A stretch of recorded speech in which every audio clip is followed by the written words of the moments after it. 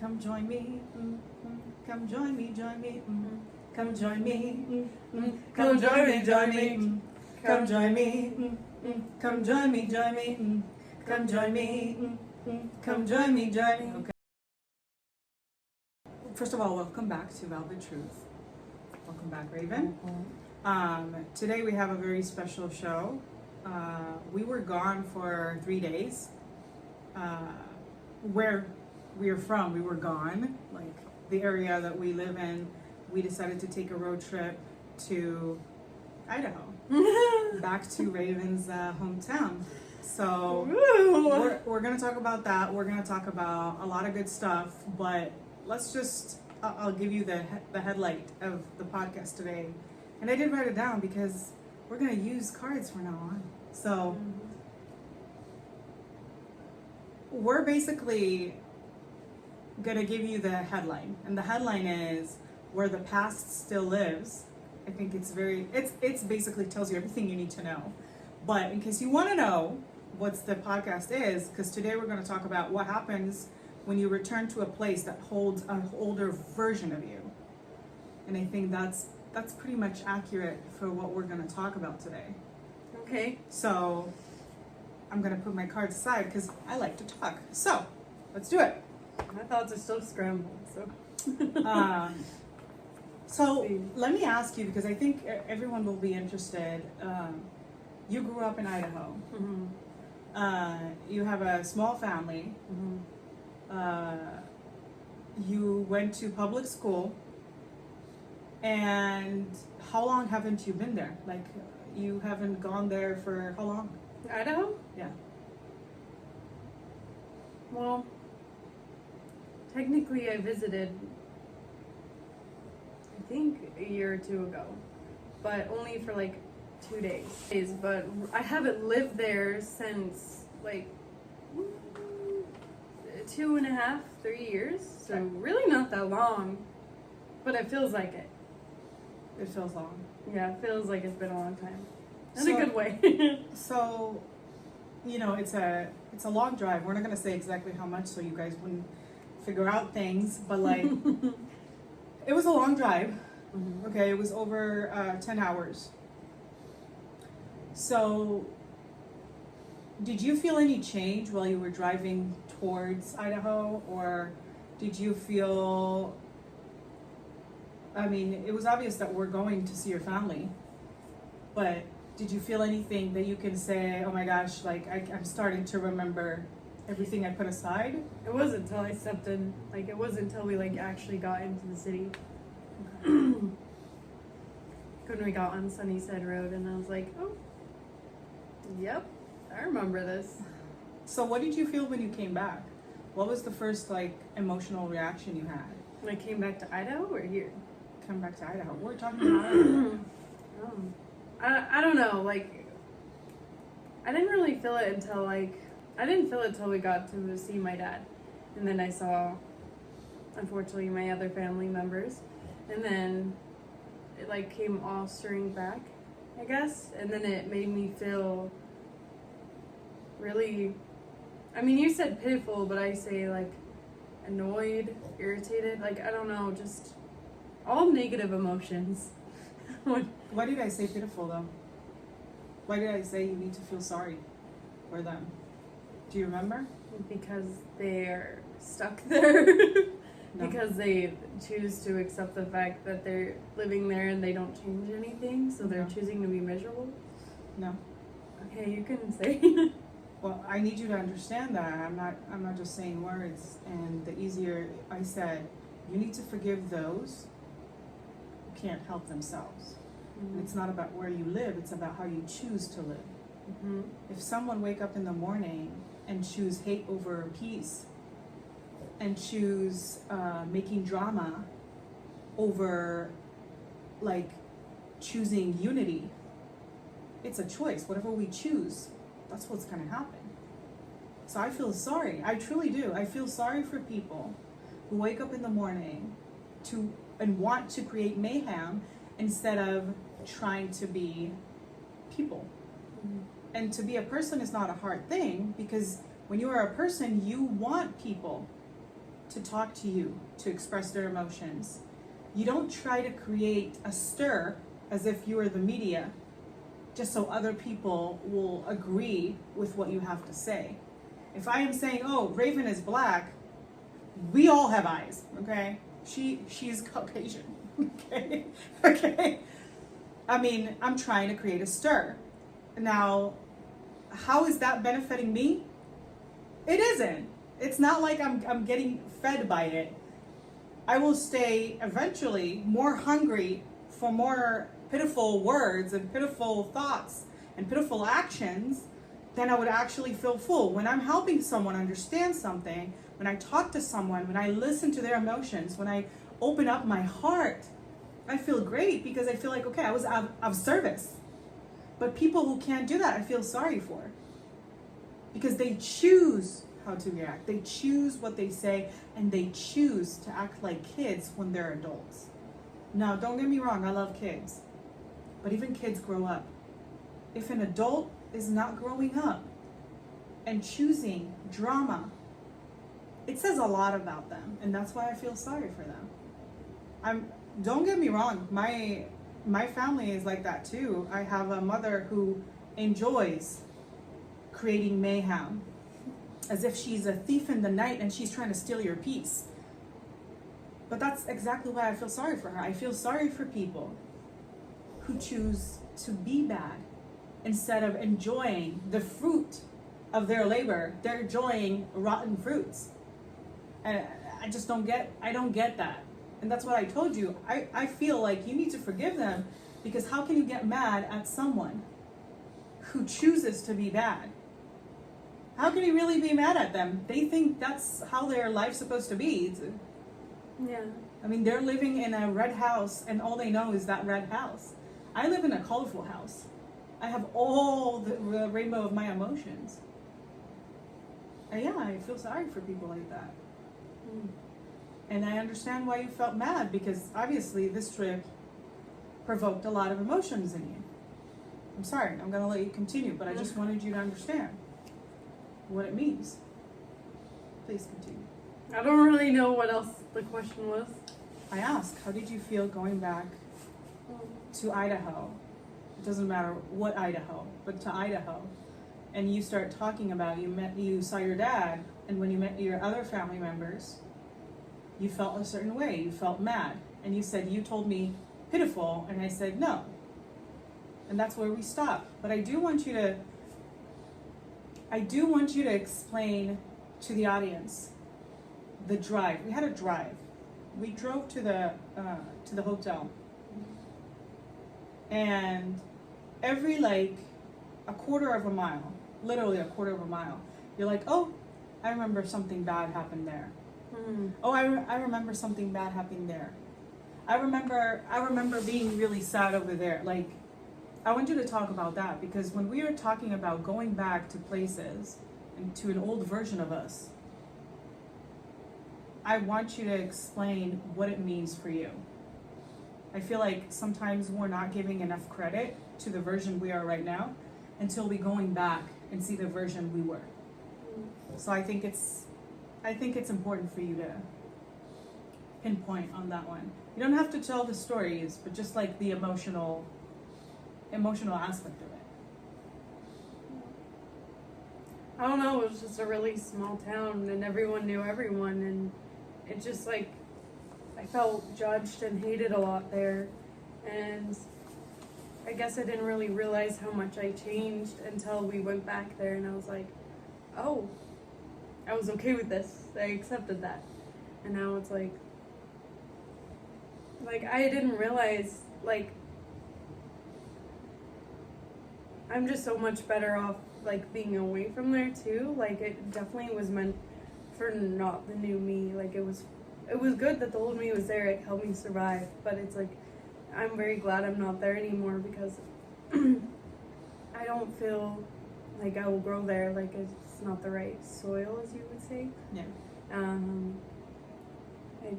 I feel like I don't know. I feel like I never want to go back there again, only to pick up my dad, and that's it. And Holly. Mm-hmm. And Holly, She's a Yorkie. But She's the family dog. but I don't know, it made me realize that I still have a lot of healing to do when it comes to family. It's like you think you're over it because you've been away from it for so long, but there's still parts of it that still affect me, so I still need to work on it a lot. And I think like I've mostly forgiven, but it's just like it's really hard with those specific two people. Like everyone else there, I've forgiven, like my exes, everything, but I think it's just those two people that still affect me, even though I know it shouldn't, because I know they're gonna get nowhere because they live in hate. But I think there's like some part of me that like still wish to have a sister, but even when I did have her, she was not a good example of a friend or a sister. And so it's like, why am I wishing for these things when I know they weren't good for me and they aren't going to be good for me? Because even when I think your brain starts to think of like all the good things, even though there was way more bad things when you like miss something. And so like, I like miss hanging out there, but then I really thought about it and I was like, most of the time I felt miserable when I was with her, even though I missed her. And it's really hard to like say goodbye to family, but it's like it's better for you if they're not gonna be there for you, if they're not gonna root for you, if they're gonna make you feel worse. Like it's not good to be around that. And so I don't know, I'm still trying to process everything, because like we're just exhausted from like the trip. Like it was definitely good that Julia was there, because I don't know where I would have been mentally without her, but I don't know. I don't know if that answered anything that you wanted to answer, but I definitely am appreciative that she was there to help me, because I don't know if I could have handled that situation without her at the moment. But we had lots of long talks and singing in the car and in the jacuzzi at the hotel. Jacuzzi, yeah. And I think, I don't know, we talked a lot. I don't know what you want to talk about next. So what was the hardest thing? What was harder than you expected about being there? Because I've seen you, I mean, I've seen a lot of emotions in you, okay? And I feel like there's a lot of people who do go back to the places who were the wrong soil for them, okay? Because it's never the flower, it's always the soil. I'm just letting you guys know, the flower, never at fault. All he knows is how to grow. But if the soil is bad, I mean, this is going to be the trajectory of like it's when you are in the wrong soil, the navigation of the flower, where it's supposed to go, usually dictated by where they were, their environment, what kind of water they got, what kind of soil they got, what kind of sun they got. So my question again, what was the hardest thing that you expect or didn't expect, that you felt was difficult for you, except of the talking to your, to those people? What was hard for you? Because again, I've seen you in a lot of situations. I haven't told you, but I think I'm gonna say it. I mean, on air. But first, I wanna hear from you.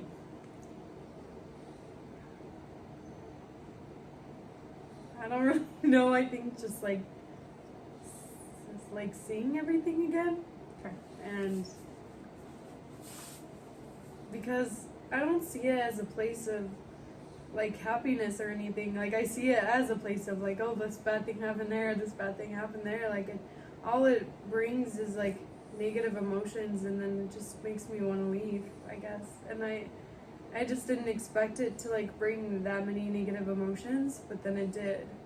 Like I was worried about my dad, of course, because that's like the thing that made us go there, but then everything was okay, and it just like I just felt an overwhelming sense of everything when I went anywhere, but I wanted to show her everywhere that I grew up, but everywhere I grew up, and it's just sad how like small it is and how unhappy everyone is there, and how a lot of people just settle, and that's like one of the reasons why I left, because it's like I want to be able to do more with my life, and I can't do it here because there's not any opportunities.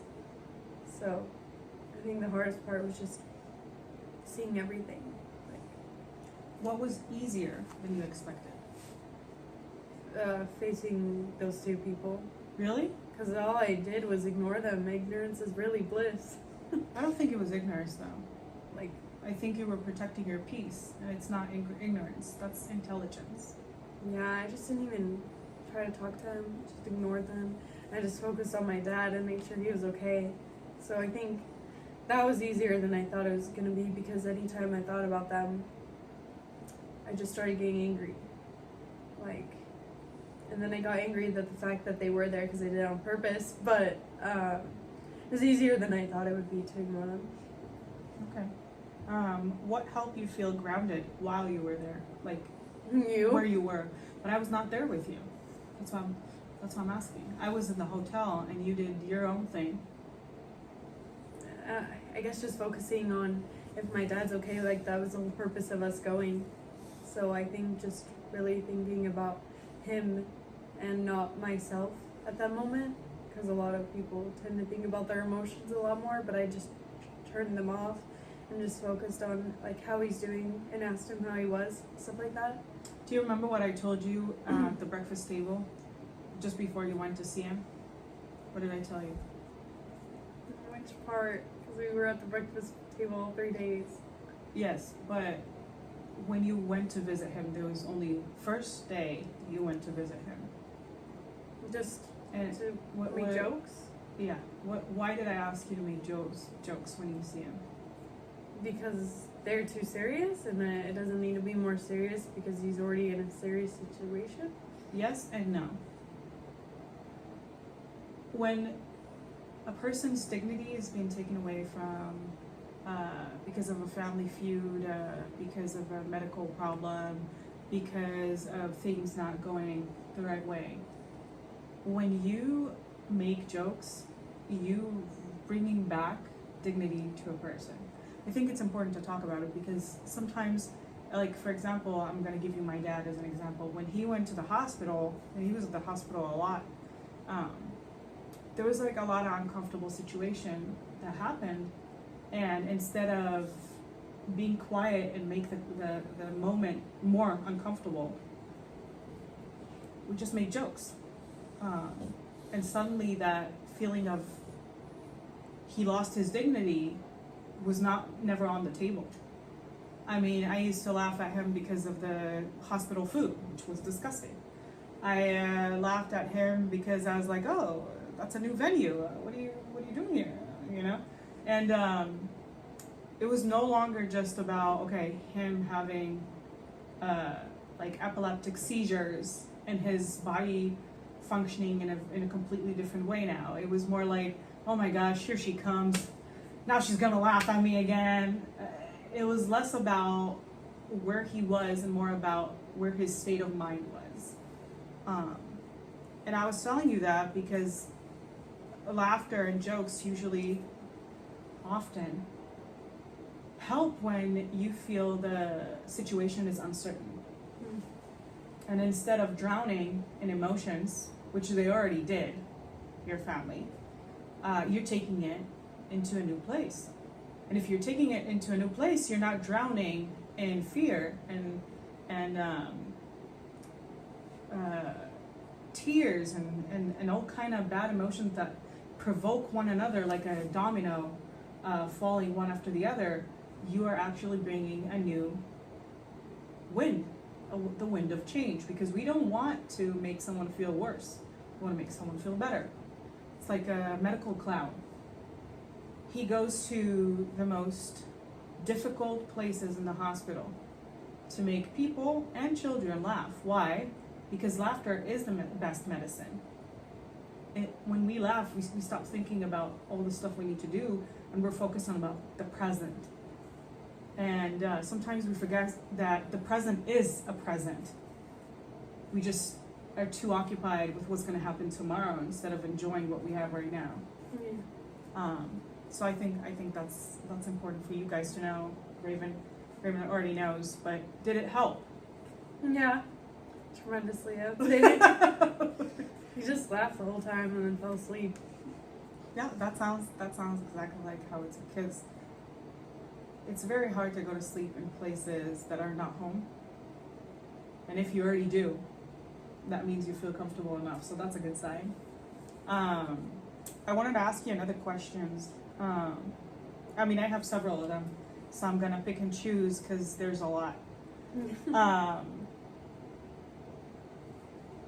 So we went to see our family basically, but it was more an opportunity to reconnect with your dad, with your relationship with the town, with yourself, I think mostly. It's weird, but I was thinking in a place that feels so uncomfortable, because I felt uncomfortable there. In a place that feels so uncomfortable, we still had that feeling that we can still create a lot of stuff. Like, we were in the jacuzzi and we were talking on and on about what we can see and ideas and how we can create things that are not already here. Yeah. That we can't see, like in the physical, but like in our mind, it's very much vivid. If it's like a book idea or a manuscript idea, because I'm not talking about a manuscript for a book, I'm talking about a different manuscript, but just so you know, we were talking about Brand's idea. Mm-hmm. We were talking about all kind of stuff, and I just wanna ask the question, because now you know what I'm gonna say. Did you feel at any point that being there restrict you from creating, building, thinking, doing? Yes and no. Okay. Like, I feel like I can be really creative, and like I even wrote some of my book when we were there, but I think a lot of my emotions were trying to control me, and like just thinking about my dad took a lot of time up, but we were still able to create, and I was still able to write. So I would say it's definitely improved, because even though I didn't think I could create at first, but then you showed me I could, like I feel like I can still create even in really difficult situations. It's just a little bit harder. I don't know. Okay. Like, that's how I feel, but if you want more, let me think on it. I'm gonna let you think on it, because I want to talk about the heart of the podcast today. I wanted to come back from Idaho and talk about everything we're talking about right now, because I know that there's a lot of people who still go back to places where they were going into every corner of their town, and there's one bad memory there.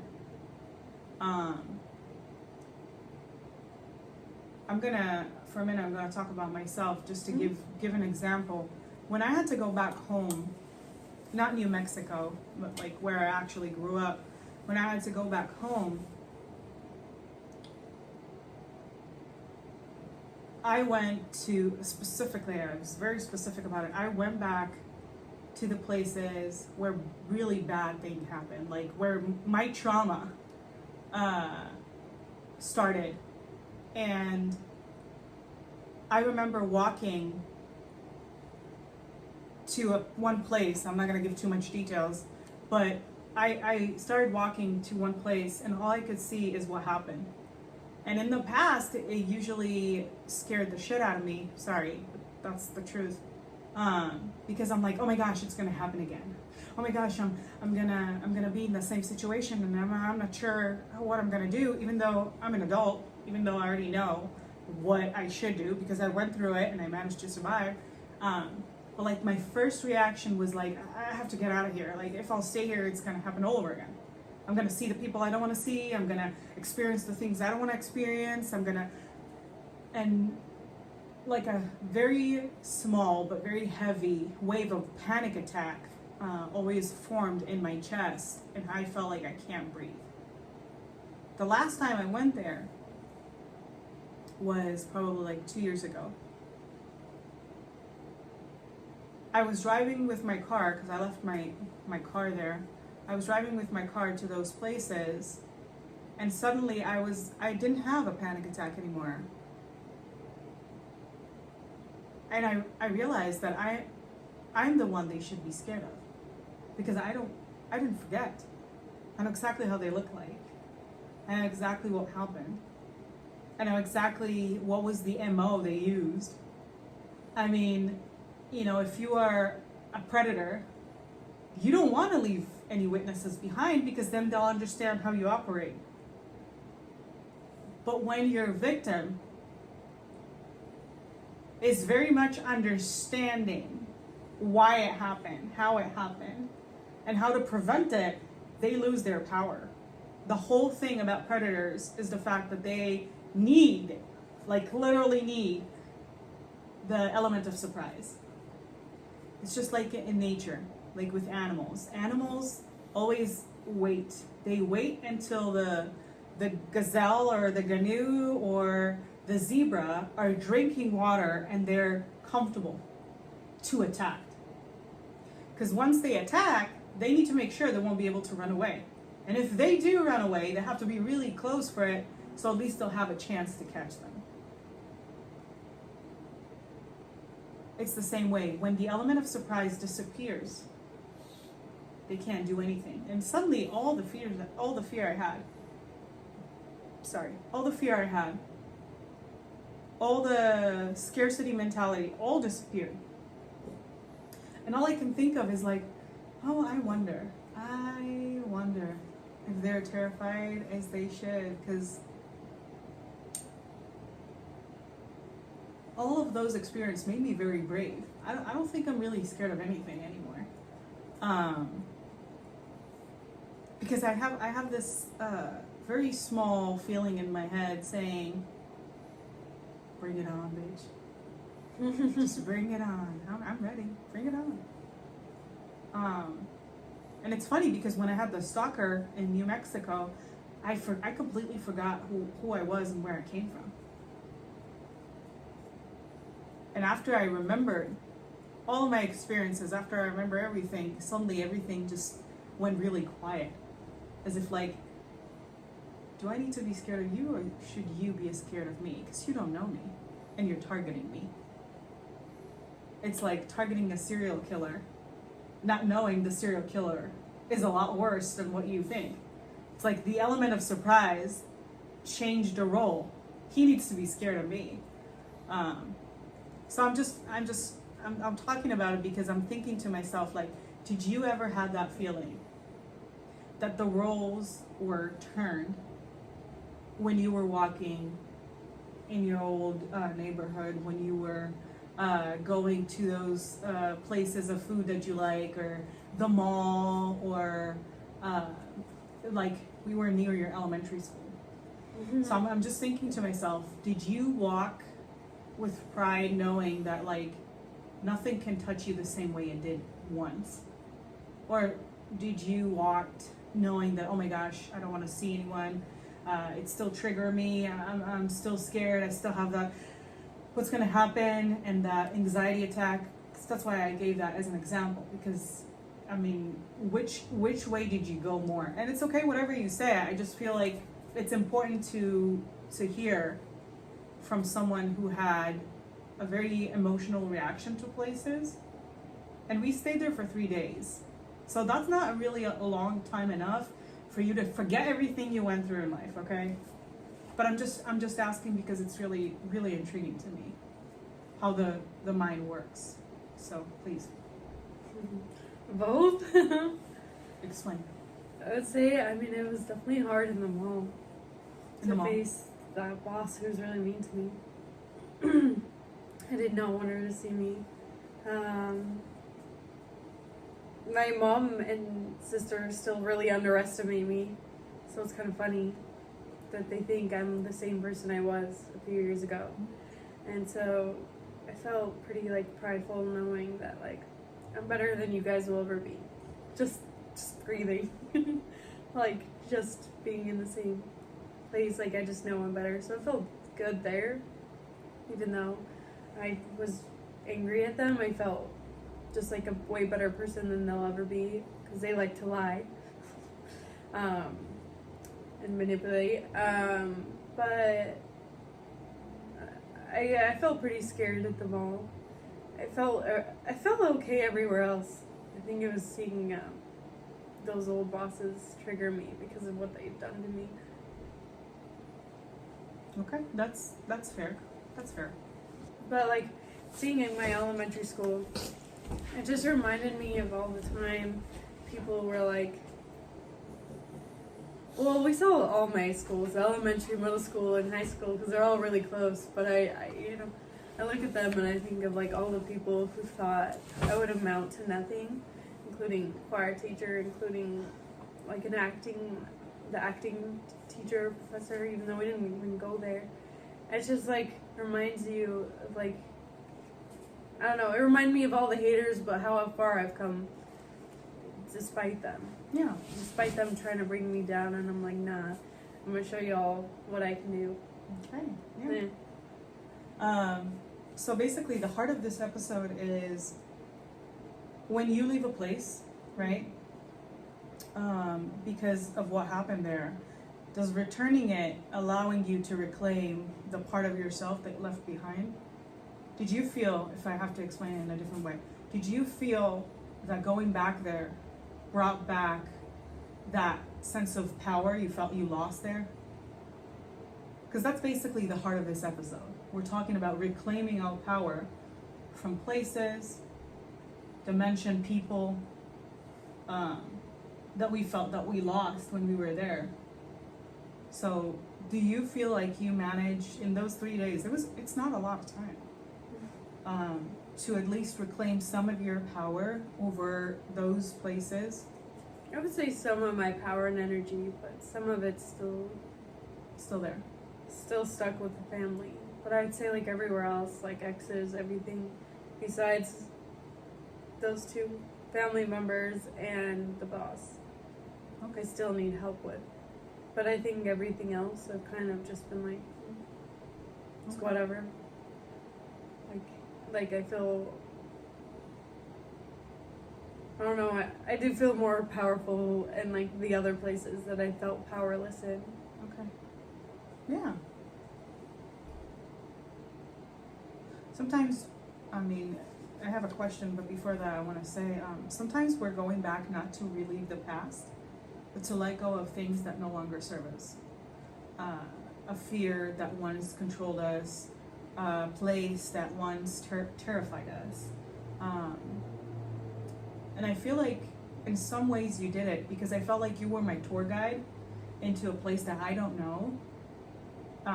It's a really small town, and like my town is a lot smaller than that. It's like 200 people. But it felt like the more we're walking there, the fact that you're not alone, the fact that it was me and Simba, gave you a lot of courage somewhat, because I felt like I'm not sure I could have taken you to the places where I was harmed. Well, at least not now.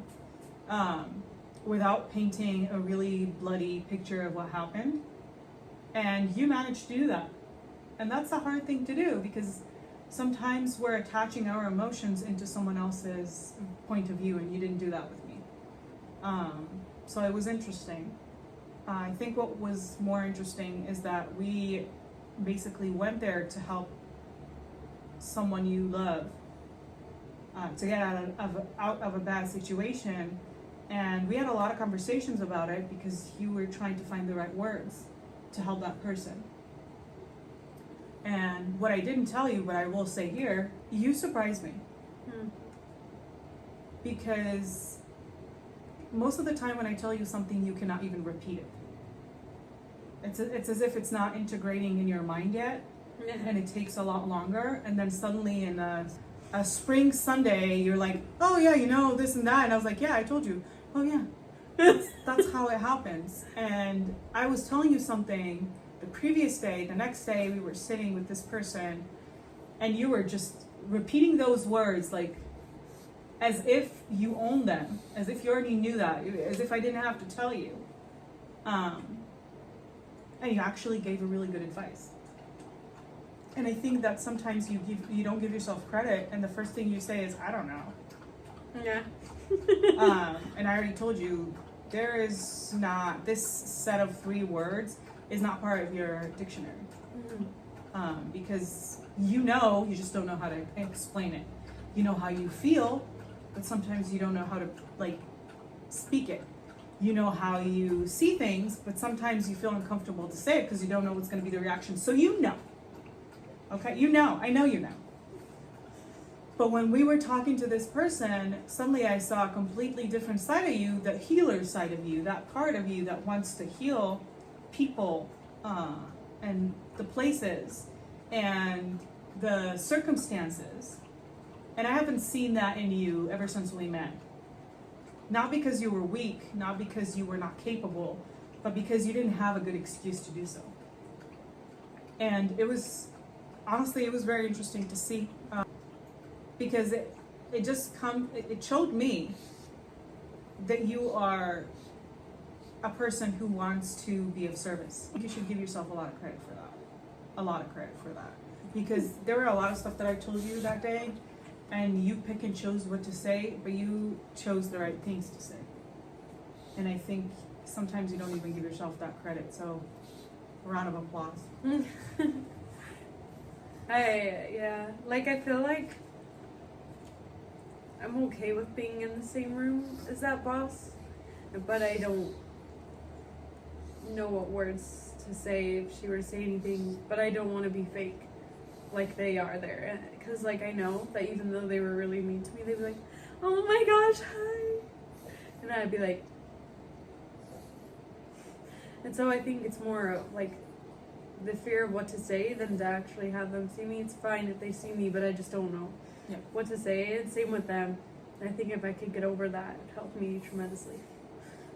So I want to change the subject a little bit because I think it's important before we finish, because it's already 43 minutes, and I don't want to miss that last part because it was important.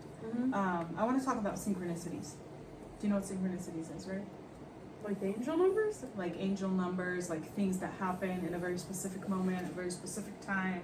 Yeah. It's like when we went to Barnes & Noble's and you were on your phone, and I was walking around, and I was like, I have to find, like my head was like, I have to find a book, and suddenly I found a self-help book, right, remember?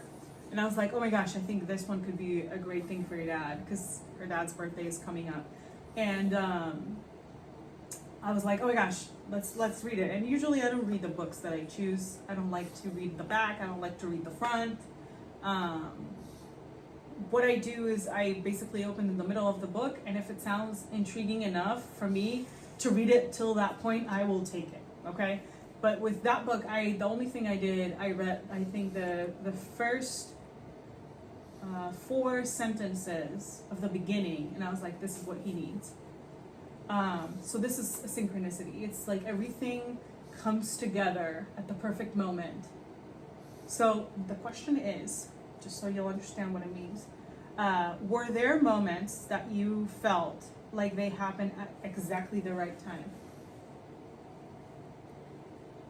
I might have to think on that, but it was like, it's been super strange. Like, we've seen a lot of 111s and 222s. A lot of angel numbers. And our hotel room just happened to be 222. And it was just funny because it's like, those numbers are reminding us of new beginnings, and also that we're not alone. And we're kind of telling my dad that he's not alone. So I think that was kind of like perfect timing. I also think that the fact that we were driving and your aunt said, oh, I have a hotel for you, when we didn't ask her, that's also synchronicity. Like everything comes together at the right time. Yeah, and like, I think it was like an hour and a half away when she was talking to us about it. And the fact that it's like new beginning, just for you in general and me. Yeah. Like, so it just felt good to like try to help my dad because I love him. And then it's kind of funny how we come back home and everything is rotten and we have to go buy fresh new ones. Yeah. So That's synchronicity. So, So I would say everything that. come together. Yeah. Were there moments that you felt connected, even though we couldn't necessarily explain why?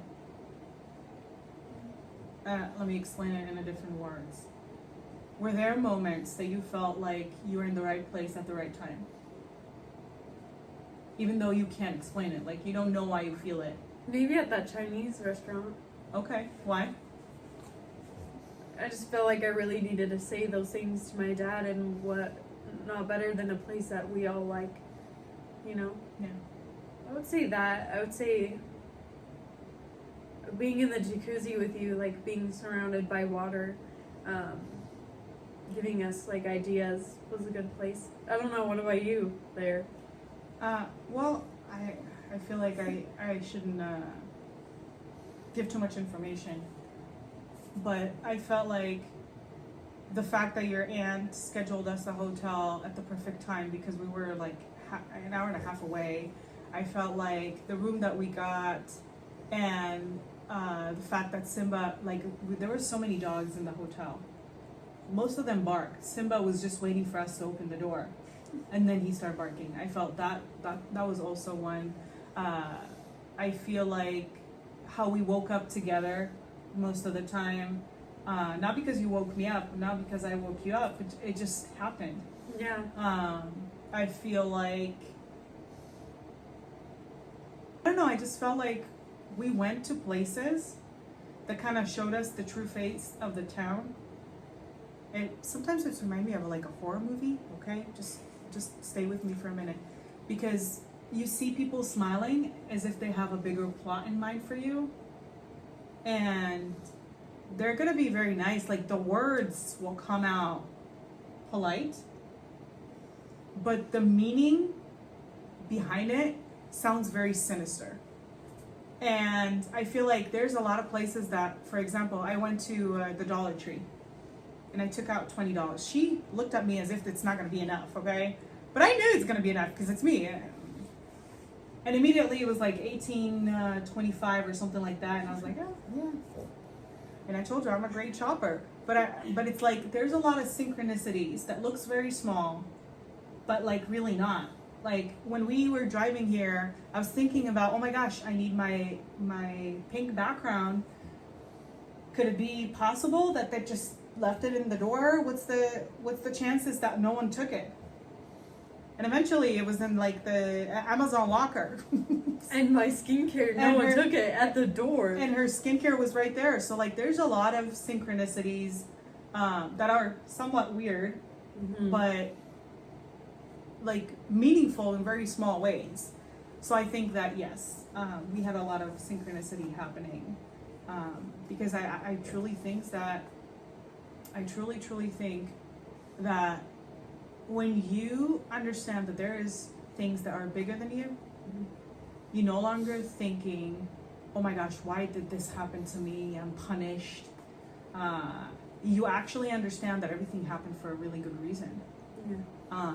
And I truly believe that people, you should start thinking like that. Your life will be so much better. Like I'm going to sleep at night and I'm writing songs. I'm writing chapters of my book because I understand that every step I take will lead me to the right place. Yeah, maybe bad things will happen, like I'm losing my car, I'm losing the job, but they're all meant to be at the erasing of my survival mode. Because that job is the job I took right after we prayed for a job for me, so I will stop living in the car. I'm no longer living in the car, and I lost the car and the job. And I don't see it as a bad thing. I see it as synchronicity because it's showing me that I am letting go of the survival mode I was in for so long. And these two things represents my survival mode. But let's go back because we still have a little bit more time and I have to finish everything I was writing. So, did going back to Idaho felt like it was a significant point in your life, or was it just I'll do whatever I need to do, I'll come back home and that would be it? Like, it didn't change anything in me, it didn't made me stronger, it was just a visit. Like, how would you see it? Sorry, I'm still waking up, but I would say like I'd say pretty significant, because I think like having that conversation with my sister and having her lie,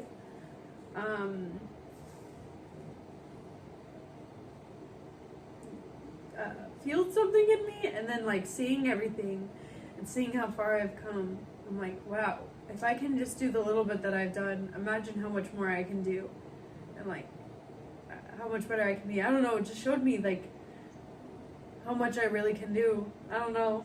So I would say it was pretty significant, because it felt like I don't know, I just got more empowered, because it's like, if I can go through all that I did there and still come out good, imagine how much I can get now. I don't know. I mean, I understand what you're trying to say. I do. You're trying to say that if you manage to overcome that obstacle, you are stronger by doing so. So you feel like something did change. That makes sense. I think that going there was really an eye-opener, I think, for both of us.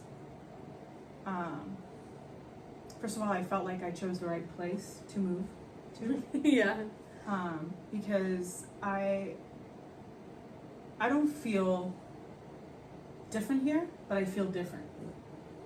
I feel like going back home gave us so much peace after like this chaotic trip, because it's a long hours and you barely sleep. And I mean, for me, I don't mind. I used to sleep in the car, but for you, it was kind of iffy. And we were very much in tune into someone else's emotions, both of us. And suddenly we're going back to our bodies, to our emotions, to what we need to do and how we need to do it, and it feels completely different, at least for me. Like yesterday when we came back and after we were sleeping and everything, it just felt like I can breathe. Yeah. Like the air is not as thick as it was when we were there. I don't know how to explain it. No, I get what you mean. But it just felt good to go back to a place that is our own, because all of our stuff are here. Plus, it's just more welcoming.